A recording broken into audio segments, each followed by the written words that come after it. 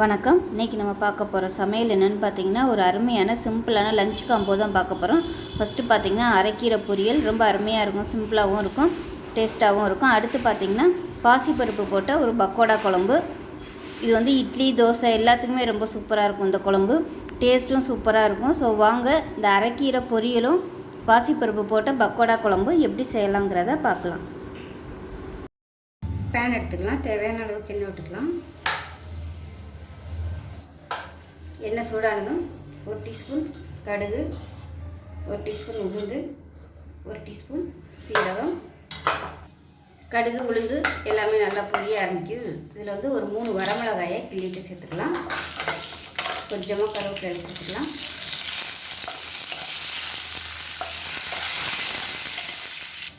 ஒரு கைப்பிடி வெங்காயம் பொடியாக கட் பண்ணி சேர்த்துக்கலாம். அது கூடவே 3 பூண்டு வந்து நச்சு வச்சுருக்கேன், அதையும் சேர்த்துக்கணும்.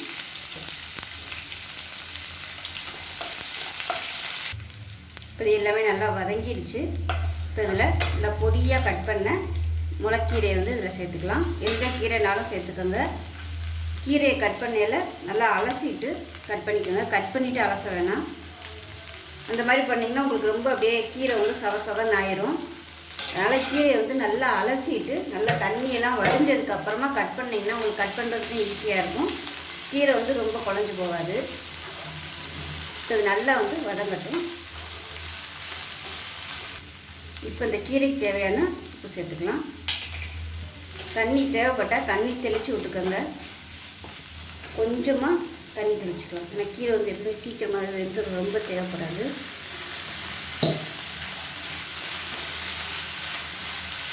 இப்போ பாரு கீரை நல்லா வெந்துருச்சு. இப்போ இந்த ஸ்டேஜில் நல்லா 3 டேபிள் ஸ்பூன் சுருண தேங்காய், கொஞ்சமாக ஜீரகம் மிக்சியில் போட்டு நல்லா அரைச்சி வச்சுருக்கேன். அதாவது தண்ணி ஊற்றலை, அந்த மாதிரி நல்லா உதிரி உதிரியாக இருக்குது. இதை சேர்த்துக்கலாம்.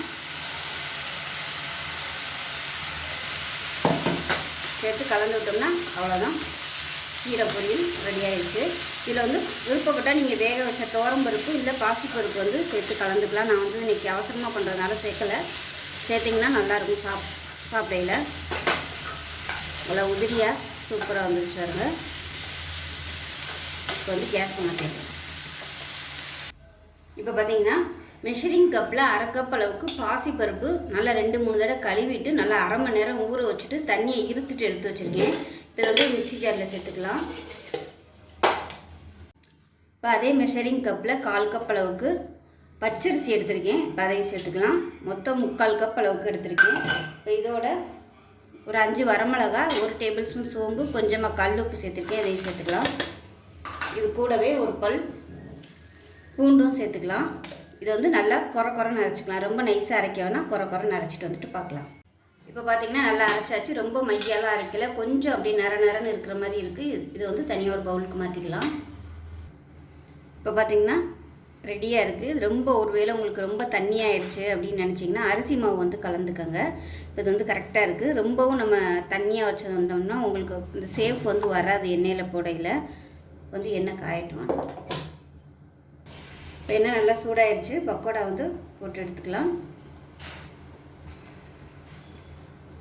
தண்ணியை வந்து நல்லா இருத்துட்டு போட்டிங்கன்னா இன்னுமே உங்களுக்கு நல்லா கெட்டியாக வரும்.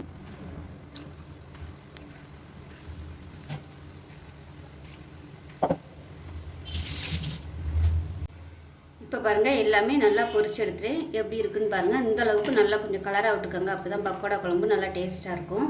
இப்போ வந்து பேன் வச்சுருக்கேன். பேன் சூடானது நம்ம வந்து பக்கோடா பொரிச்ச எண்ணெயிலேருந்து நான் கொஞ்சமாக விட்டுக்கிறேன். தேவையான அளவுக்கு விட்டுக்கலாம். எண்ணெய் சூடானதும் 1 டீஸ்பூன் சோம்பு சேர்த்துக்கலாம். ஒரே ஒரு பிரியாணியில் சேர்த்துக்கலாம். ஒரு 2-3 துண்டு பட்டை சேர்த்துக்கலாம். அதோட 2 கொத்து கருவேப்பிலை சேர்த்துக்கலாம். இப்போ இதில் பொடியாக கட் பண்ண வெங்காயம் சேர்த்துக்கலாம்.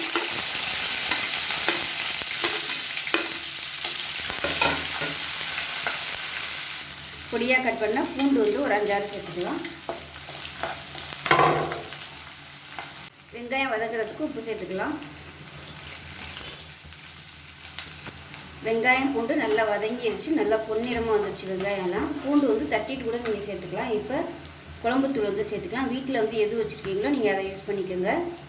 நான் வந்து 4 ஸ்பூன் குழம்பு பொடியும் 2 ஸ்பூன் மிளகாத்தூள் எடுத்திருக்கேன். அதாவது 1.5லேருந்து ஒரு 2 டேபிள் ஸ்பூன் அளவு எடுத்திருக்கேன். காரத்தை பொறுத்து நீங்கள் சேர்த்துக்கோங்க. ஏன்னா இது வந்து புது மிளகாத்தூள்னால காரம் வந்து கொஞ்சம் அதிகமாக இருக்கிறதுனால நான் வந்து 2 எடுத்திருக்கேன். இப்போ பாருங்கள், எண்ணெயில் நல்லா வதக்கியாச்சு.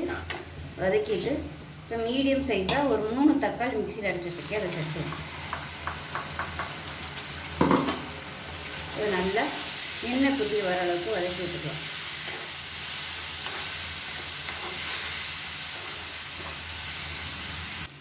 இப்போ பார்த்திங்கன்னா தக்காளி ஊற்றி நல்லா மசிஞ்சு வந்துருச்சு. நல்லா அப்படியே எண்ணெயெல்லாம் வெளியே வர ஆரம்பிச்சிருச்சு. இந்த ஸ்டேஜில் தண்ணி சேர்த்துக்கலாம்.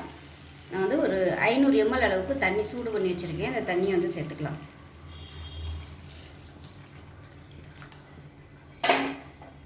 இது வந்து நம்ம பக்கோடாலாம் போட்டோடனே குழம்பு வந்து உள்ளே நல்லா இழுத்துக்கிறோம். அதனால் வைக்கையிலே நீங்கள் வந்து கொஞ்சம் நல்லா தண்ணியாக வச்சுக்கணும்.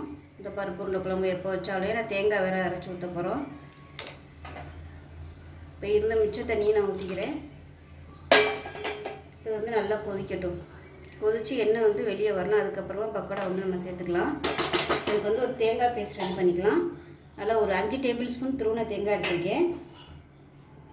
2 முந்திரி பருப்பு, ஒரு 1/4 டீஸ்பூன் போல் கசகசா, இது எல்லாம் 1 டீஸ்பூன் போல் சோம்பு சேர்த்துக்கலாம். ஏன்னா பருப்பு ஐட்டங்கிறதுனால சோம்பு சேர்த்தோம்னா நல்லாயிருக்கும், நல்லா டேஸ்ட்டாகவும் இருக்கும், வாசனையாகவும் இருக்கும். இப்போ இதை வந்து நல்லா நைஸாக அரைச்சிக்கலாம்.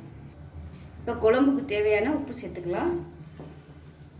இது வந்து நல்லா கொதித்து எண்ணெய் விட்டு வரட்டும். வந்து இவ்வளோ தண்ணியாக இருக்கேன்னு நினைக்க வேணாம். நம்ம தேங்காய் வேறு அரைச்சி ஊற்றுவோம். பக்கோடா போட்டோடனே அது நல்லா அப்படியே குழம்பு ஃபுல்லாக உள்ளே இழுத்துக்கிறோம். இப்போ குழம்பு வந்து ஒன்றுமே இல்லாமல் போயிடும். அதனால் கொஞ்சம் தண்ணியாகவே வச்சுக்கணும். குழம்பு நல்லா கொதிச்சிருச்சு. நம்ம அரைச்சி வச்சுருக்க தேங்காய் பேஸ்ட்டை சேர்த்துக்கலாம்.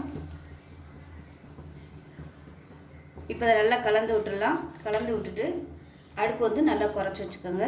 குறைச்சி வச்சுட்டு நம்ம வறுத்து வச்சுருக்கிற இந்த பக்கோடாக்கில் இதோட சேர்த்துக்கலாம். சேர்த்துட்டு கலந்து விட்டுட்டு மீடியமான ஃப்ளேமில் நல்லா கொதிக்கட்டும். அப்படியே மேலாப்பில் எண்ணெய் தெளிஞ்சு வரும். ஏன்னா தேங்காய் அரைச்சி ஊற்றிட்டு எப்போயுமே ஹை ஃப்ளேமில் வைக்க வேணாம், மீடியமான ஃப்ளேமில் நல்லா எண்ணெய் தெளிஞ்சு வரட்டும். இந்த குழம்புக்கு புளி தேவையில்லை. விருப்பப்பட்டால் நீங்கள் தக்காளியை குறைச்சிட்டு புளி சேர்த்துக்கோங்க. நான் வந்து தக்காளி கூட சேர்த்துருக்கிறதுனால புளி சேர்க்கலை. இப்போ மீடியமான ஃப்ளேமில் நல்லா கொதிச்சிருச்சு. இப்போ லாஸ்ட்டாக கருவேப்பிலை கிள்ளி போட்டுட்டு மாற்றிடலாம். அவ்வளோதான், அருமையான பக்கோடா குழம்பு ரெடி ஆயிடுச்சு. ஸோ இப்போ பாருங்கள், அருமையான பக்கோடா குழம்பு கீரை பொரியல் ரெடி ஆயிடுச்சு. ஸோ இந்த லஞ்ச் மெனு பிடிச்சிருந்துச்சுன்னா லைக் பண்ணுங்கள், கமெண்ட் பண்ணுங்கள், சேனலை சப்ஸ்கிரைப் பண்ணுங்கள், பக்கத்தில் உள்ள பெல் பட்டனையும் ப்ரெஸ் பண்ணுங்கள். நன்றி.